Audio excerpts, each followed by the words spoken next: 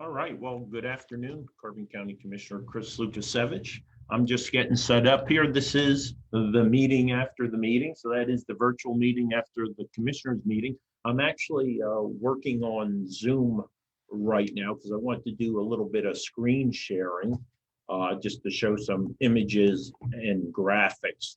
So bear with me as we kind of play around here and kind of push the envelope of technology during today's, the 10 December edition of the meeting after the meeting. And so I'm going to be looking at my Zoom screen, plus I have the Facebook screen where I'm looking at comments. I have to do a bit of sharing. So again, give me a couple minutes to all get situated here and we'll get her going.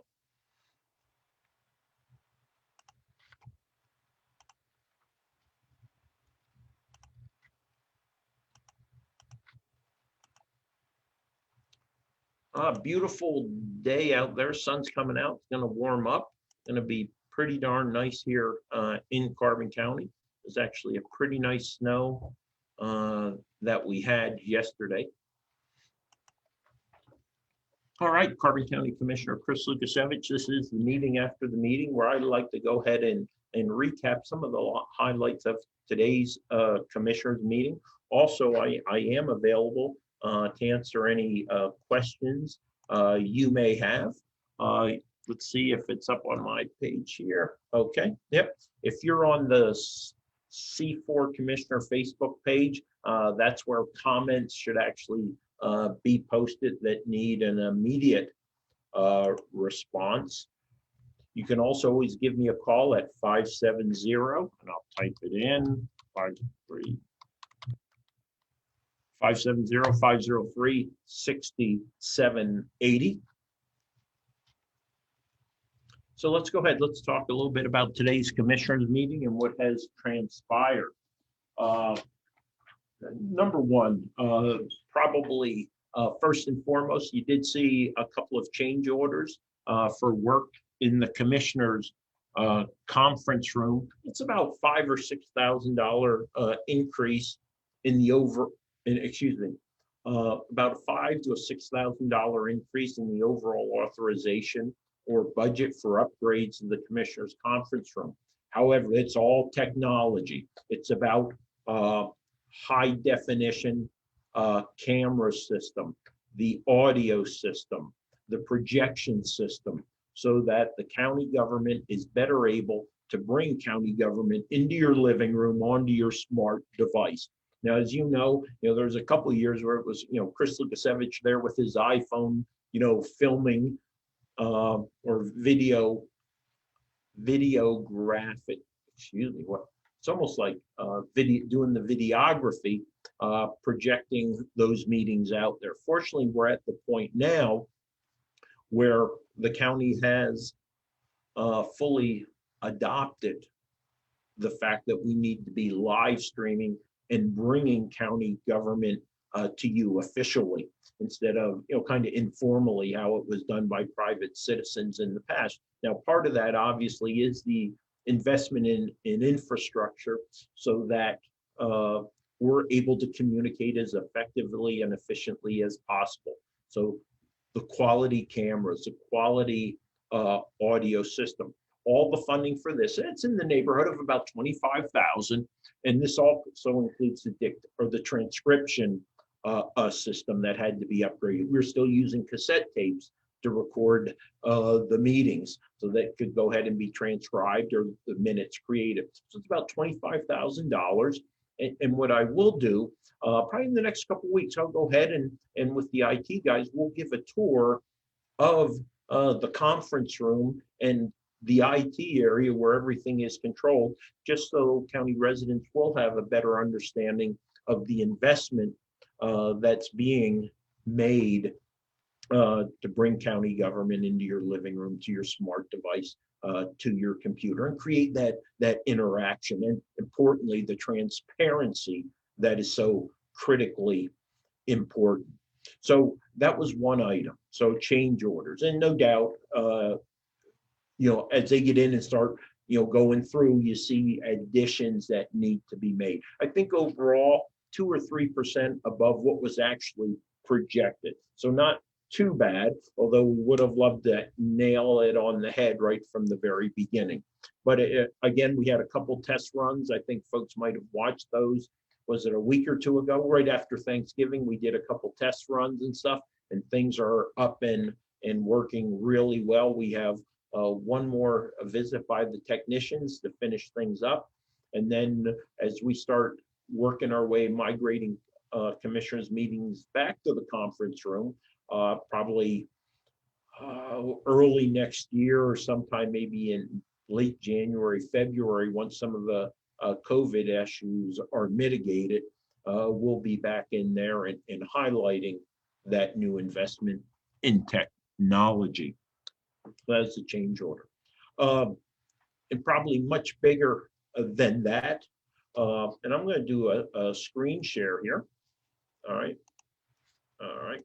All right. And you should be able to see my screen share. That screen share, which should be showing right now, would be COVID-19 Carbon County block grant spreadsheet. That particular timeline is what we've been adhering to currently. About a 60-day process, right? From about 16 October to 10 December, a little short of that, and 60 days was our second round. And let me talk about that second round. If you go to carboncounty.com and to the portal, that transparency spreadsheet for the second round is now posted. Let me see, I might even be able to post it right here too, if it's still in my, oh, hold on. What I'm gonna do, I'm gonna go ahead and link the, I'm gonna get the hyperlink for the transparency spreadsheet. And I'm gonna go ahead and put that right there in the comments section here on Facebook. So if you guys want to go back and take a look at what the second round looks like, there it is. It's posted. In the meantime, let me talk about some of the awarding that has taken place. So in the second round, we had a total of 80 awards that were granted. There were some ineligibles, as there always are. They did not meet the CARES Act or DCED eligibility requirement. 7 tourism entities, 10 nonprofits, 1 municipality, and 62 small businesses. So take that 80, add it to the first round, 227 plus the county, for a total of 308 applicant awardees. I think significant in this round is just about, if I recall, is about $1.1 million are in the ballpark for this round, which was awarded. There was 3.6, 3.7 in the first round. So we're at a total of 4.8 million. Matter of fact, I think it was 1.003 this round. So 308 different entities, nonprofits, small businesses, tourism entities, nonprofits, municipalities, behavioral health entities were awarded about $4.8 million. That's approximately 82% of the total $5.796 million that the county received. 18%, more or less, was utilized by the county to respond, prevent, and prepare for this second wave. We'll be finalizing the county expenditures between now and the 15th. After the 15th, when we prepare to submit our final report to DCED, the Department of Community Economic Development, we will post on the transparency uh, spreadsheet area of the portal, will detail all the expenditures that county government made. And that's to include the administration fee. Now, DCED allocated 2% of our total funds uh, for administrative matters. And that was primarily used for a financial uh, expert, Jeff, who currently does have a contract. So his contract was increased. And what he did, he helped as part of the block grant administrative group to ensure eligibility requirements were being met. He looked at all the profit and loss statements, the tax documents that had to be provided to ensure entities were eligible in accordance with the CARES Act. But I want to say the fact that 82% went to entities, groups, services is a very, very high ratio. Many of you who might give to nonprofits recognize, if overhead is below 20%, that's considered an excellent investment, meaning that entity is putting over 80% of its funds into the actual service it says it's providing. So I'm extremely proud of the county and the process that was in place. And what I'd like to do is take a couple minutes and talk about the overall process, what has transpired in these 2 rounds of block grant funds. And again, you're looking at the process there on my screen share at this time is what you should be seeing. All right.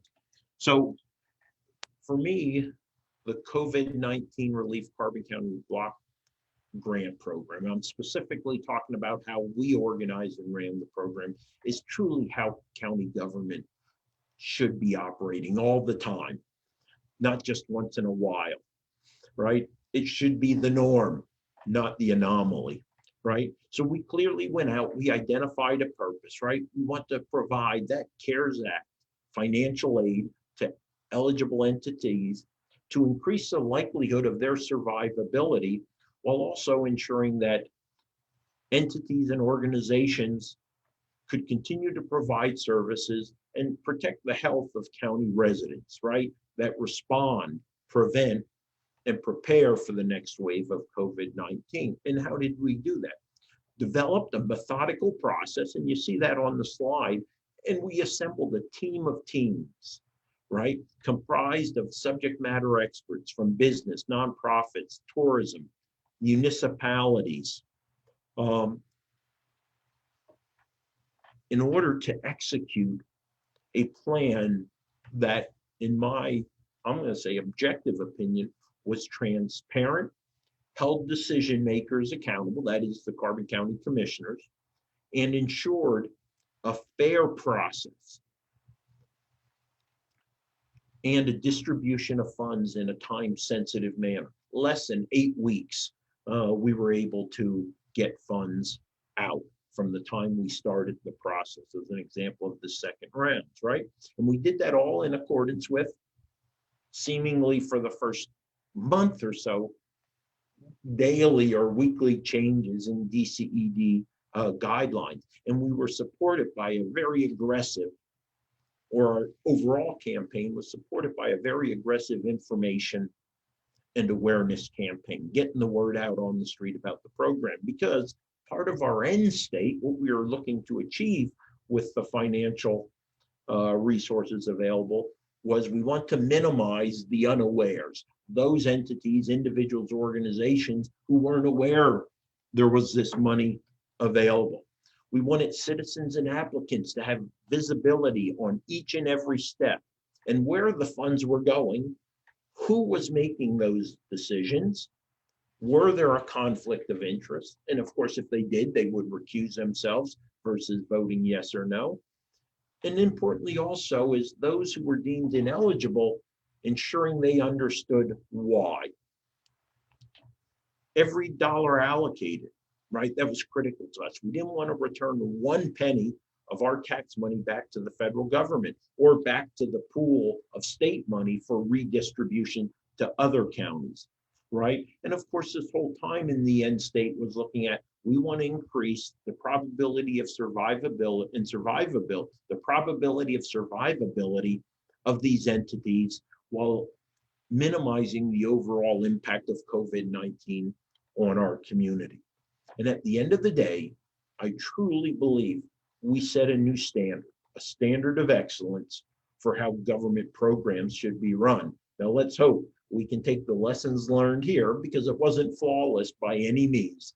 You know, no plan survives first contact, and we were adjusting as we needed to do during this entire process. But I'm hoping we can take the best practices and lessons learned, or what I call the TTPs, tactics, techniques, and procedures of this process, and implement them into future programs and processes and policies that county government will be responsible for running.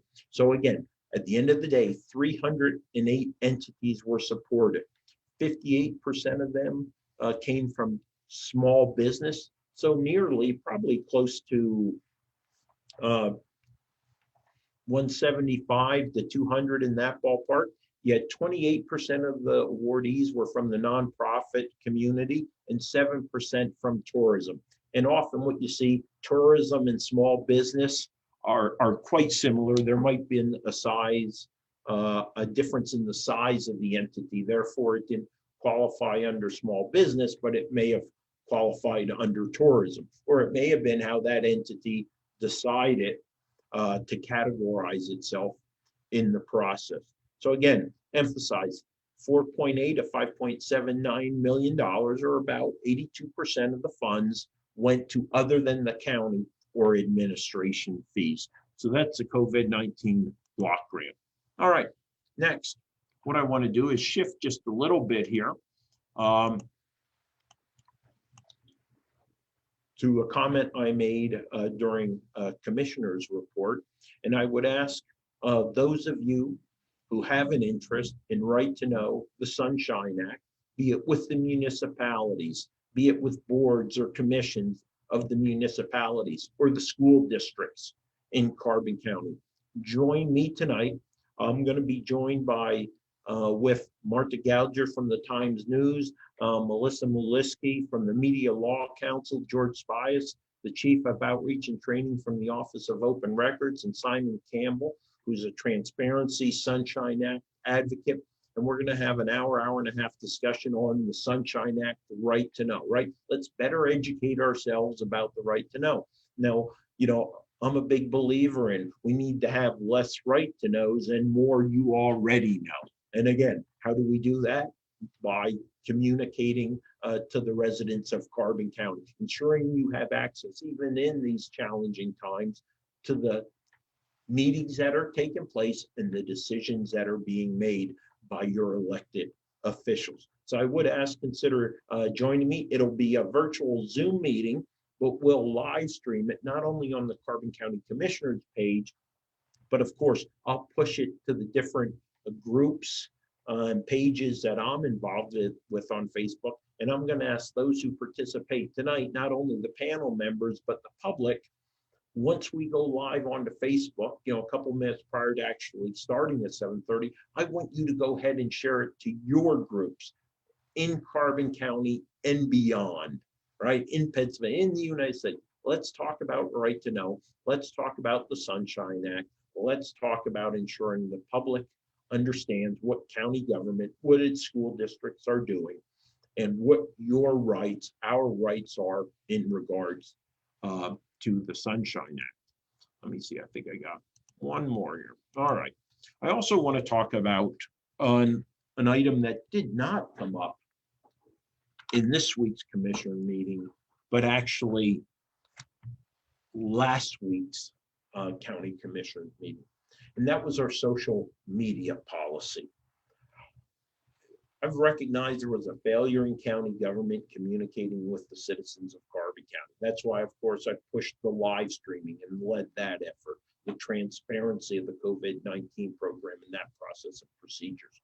An additional step of that was to get the departments to begin communicating to you more effectively, right? In the Army, when it comes to logistics, we want a push system versus pull. That is, a unit out in the field shouldn't be telling the supply entities that they need to resupply more ammo, more food, more water. The logisticians should be already anticipating it and pushing that forward. So that's how we have to be about information to you all, right? To the citizens of Carbon County and those who use the services for which we have a statutory responsibility to provide, right? We need to be pushing information out to you. And that is helpful in that the more information we provide you to make a decision or understand the services that are available, the less calls in, the less distractions from doing those services they will be. So part of that is the social media policy that I pushed through here over about the last 4.5 to 6 months. And I first, as I was developing the social media policy, went out to other counties, saw what they have. And at the same time, parallel, doing a survey of county departments of, do you have a need for a Facebook page? And immediately, of about a little over 20 departments in Carbon County, I had 6 entities that responded promptly and recognized the value of social media, particularly in this case, Facebook, as a platform to communicate with county residents and service users, right? So surprisingly, I thought, Agency on Aging, right? You would think that the older generation isn't on Facebook, on social media. They are, and I found in my own experience that while they're not as vocal and posting regularly, there is an extremely large passive audience out there where senior citizens are seeking information on Facebook. So the Agency on Aging understood that. They said, yes, absolutely need a Facebook page. Veterans Affairs, Children and Youth Services, GIS mapping, emergency management, and planning development all stepped forward and said, yes, yes, yes, yes, yes, yes. Yeah, it's 6 yeses. Now, I think other departments I'm actually disappointed in because they've yet to understand the value, the necessity to communicate information to you. Because I'll tell you, our website is a disaster. Now, there will be $60,000 in the budget to completely redo our website and make it a tool that provides much more effective and efficient information. And again, to increase transparency for you. But that's next year. That's up by one technology project for next year, amongst other things. But my disappointment is that there are certain offices, I have no doubt, if I was boss for a day in that office, I could see the value of communicating via Facebook to constituent, to user of my services. And my expectation is in the next few months, as these first 6, let's call them pilot departments, roll out the use of Facebook, others are going to recognize the value and request authority to have a Facebook page under the umbrella, Carbon County Commissioners, where they'll have their separate department pages. And you know what? There's going to be a few offices that might have to, or will go and do it kicking and screaming. But again, you want buy-in because, as you know, if you're not posting, if you're not keeping that Facebook page current and providing valuable information, it's not going to be used by the public. So again, buy-in by the department heads, and to have a solid content manager as an individual who's posting on a regular basis, responding to inquiries is critically important. So in about 6 months after we get started, I'll go ahead and do an assessment and see how the initial entities are doing to ensure that we're maximizing the value of social media. All right, let's see, one more. So that's the social media policy that you probably see screening right there. So I'm going to go ahead, I'm going to stop sharing here. I'm going to go back to Chris Lukasevich on the screen, and we're going to finish up here in the next 5 minutes or so. I'll do a quick check for any comments that might be out there that are live streaming on the C4 Commissioner page where this live stream is hosted. And again, I do push it out to other groups. And what I will do tonight or tomorrow, I'll go into those other feeds and take a look. And if there are comments there, I'll go ahead and answer them. Again, you can always reach me at 570-503-6780, 570-503-6780. Last thing on the commissioners meeting, in the personnel report, there was a reconfirmation of part-time meter attendance that was approved. And what is that about? Well, it was a procedural matter. We needed documentation showing that our quote-unquote part-time meter attendants would be issuing citations for parking violations, because we have to apply to the Pennsylvania State Police for what's called an ORI, if I recall. It's originating agency identifier. So when citations are cited, there's a tracking number back to the entity that was citing them. And that also allows us for the planned use of a third party organization to help us collect these violation fines, specifically from a previously difficult collection group, which are those out of state of violators of the county parking ordinance and the parking statutes that are associated with the county parking policy. Over parking, not parking between the lines, illegally parking in a handicapped space, those type of things. So again, that was just an administrative matter to help us with the application process. So again, this is Carbon County Commissioner Chris Lukasevich. This is the meeting after the meeting, where I'd like to go ahead, make myself available, recap the Carbon County Commissioners meeting. Also at the same time, I like to go ahead and provide another opportunity to engage with me, but I'm always available at clukasevich@carboncounty.net.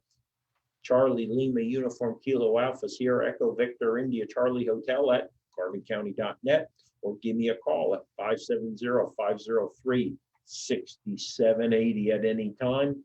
You can also call the office down here at the county, 570-325-3611. And again, please consider, lastly, joining me tonight at 7:30 with Marty Gauser, Melissa, George, Simon, as we have a Right to Know panel discussion, Sunshine Act. It'll be on Facebook, live streaming in a virtual Zoom forum. So again, have a great day. Chris Lukasevich will be ending it right here.